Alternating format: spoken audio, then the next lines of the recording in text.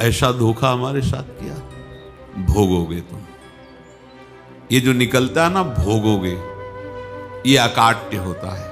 क्योंकि किसी का भी हृदय, मान लो किसी भी जीव जंतु को आप कष्ट दें और उसका हृदय आह भर जाए, तो वो आह वज्र की लेख तुम्हें भोगना पड़ेगा। वो आह किसी की ना लेना जिंदगी। कोई ऐसा कोई आह भर करके कह दिया तुम समर्थ हो, हम तो कुछ कर नहीं सकते, वो अंदर से दुखी, फिर तुम्हारी सामर्थ्य काम नहीं करेगी, मिट्टी में। जीव का जन्म कर्मों के अनुबंध से होता है, कर्मों के बंधन से होता है, और उसको अपना ऋण चुकाना होता है, कर्मानुबंध।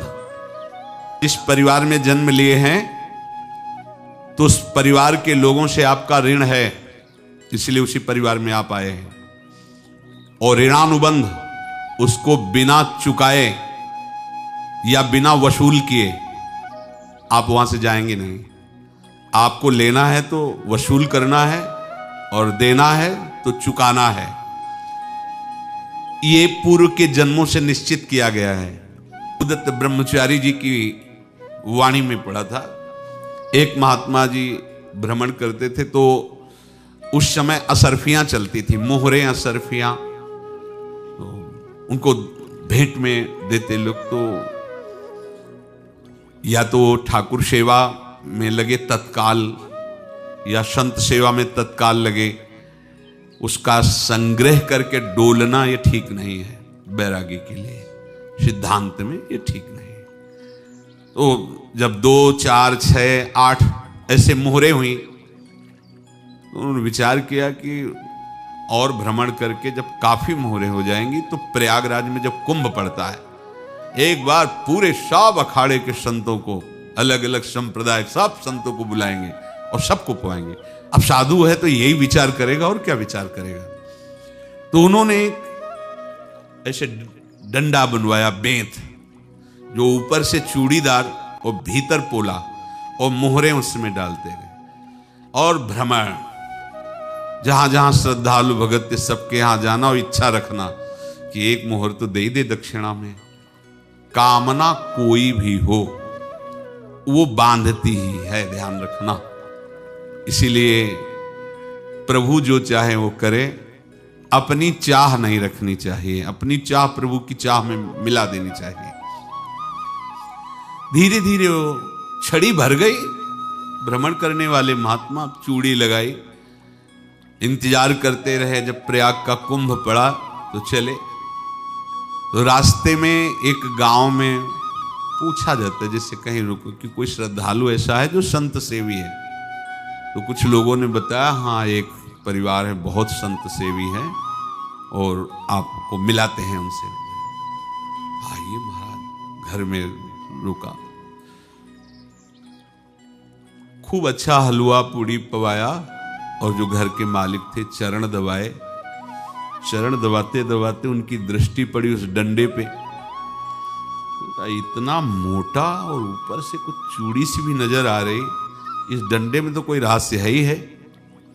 अब महात्मा जी को खवा पिला के सुला दिया। महात्मा जी जब सो गए तो पत्नी से धीरे से कहा, वो डंडा लाओ बाबा जी का डंडा। वो चूड़ीदार जो ही खोला पलटाया तो सैकड़ों मोहरे।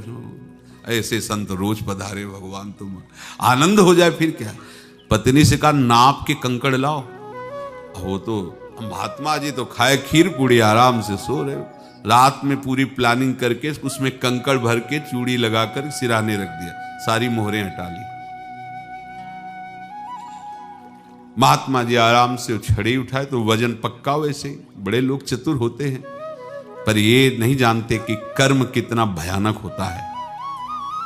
और उनकी कोई संतान नहीं थी, पर धन में इतना प्रेम उनको था। बहुत सावधान।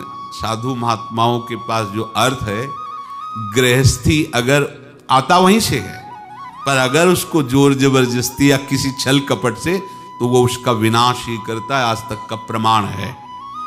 अब उनको ये भाव पता नहीं होगा, या पता होगा तो लोभ के कारण वो उसको मान नहीं पाए होंगे।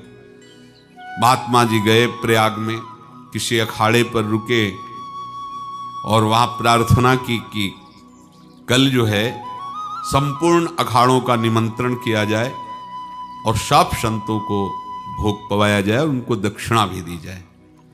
महंत ने सोचा कि बहुत बड़ा है तो उत्सव है, क्योंकि प्रयाग में कितने हजारों संत महात्मा सब।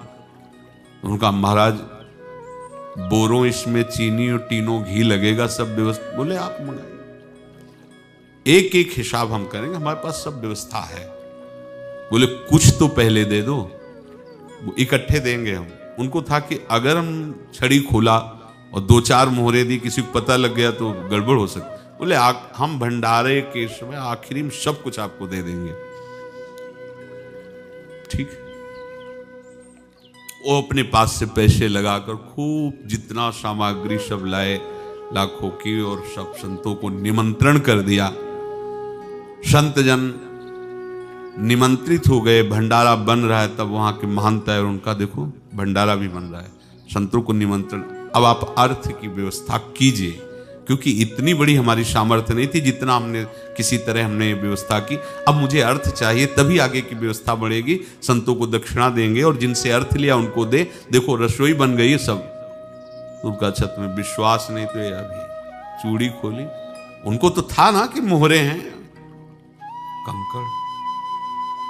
तो अब जैसे कितना उनको सदमा लगा होगा, हजारों संतों का निमंत्रण, रसोई बन, मतलब संत हो के छल कपट। तो उनका महाराज आपने तो हमारा नाश कर दिया, जो महंत थे। अब बताओ रसोई बन गई, संत निमंत्रित हो गए और आप ये कंकड़ दिखा रहे हैं हमको। आपने तो हमें बर्बाद कर दिया, हमारी इतनी सामर्थ्य नहीं थी, आप पहले बता देते। संत होकर ऐसा छल कपट। अब वो बोले तो क्या बोले, क्योंकि उनको पता था कि मोहरे हैं इसमें।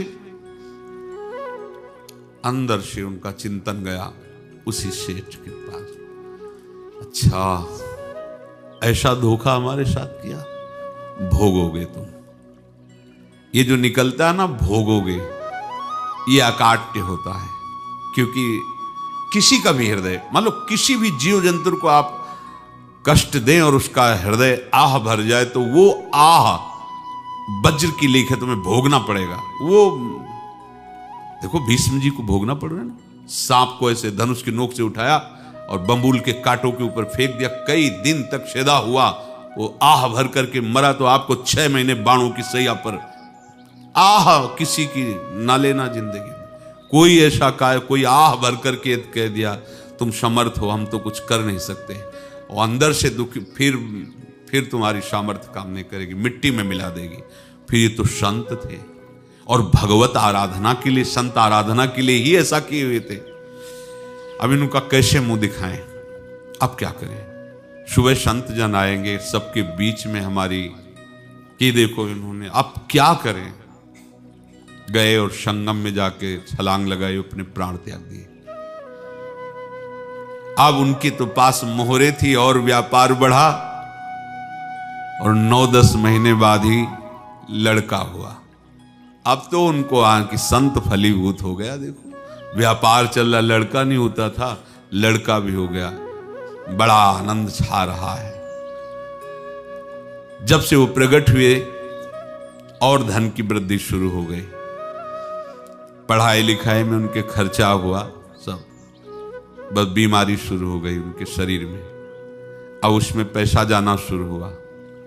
इतने आसक्त तो वो दोनों हो गए कि कुछ भी हो, व्यापार ठप, संपत्ति बेचना शुरू।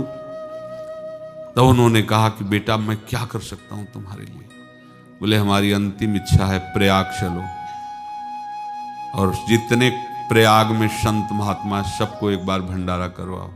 हमारी इच्छा अंतिम है, क्योंकि अंतिम यही इच्छा थी। बोले अब ज्यादा संपत्ति तो नहीं रह गई। तो बोले घर बेच दो, मेरे लिए ही तो है, बेच दो। मुझे लगता मैं बचूंगा नहीं, पर मेरी अंतिम इच्छा पूर्ण कर दो। घर बेच दिया, जेवर बेच दी। वहां गए, जब संत सेवा की तो बोले मुझे संगम तक ले चलो। संगम तक ले गए और बोले समझे तुम चुराए थे और हमने उसको छीना है, कुछ नहीं रह गया तेरे पास कुछ। अब केवल ममता और आसक्ति में जलकर मर और नरक प्राप्त कर। मैं वही महात्मा हूं जिसकी तूने मोहरे ली थी, शरीर छोड़ दिया। महात्मा को जन्म लेना पड़ा और इनको दुर्गति भोगनी पड़ी। ऋणानुबंध, होश में। ऐसा नहीं कि आप जो कर रहे हैं कोई देख नहीं रहा, कोई हिसाब किताब नहीं, जो कर रहे हैं अवश्य में भोक्तव्यम, बहुत सावधान।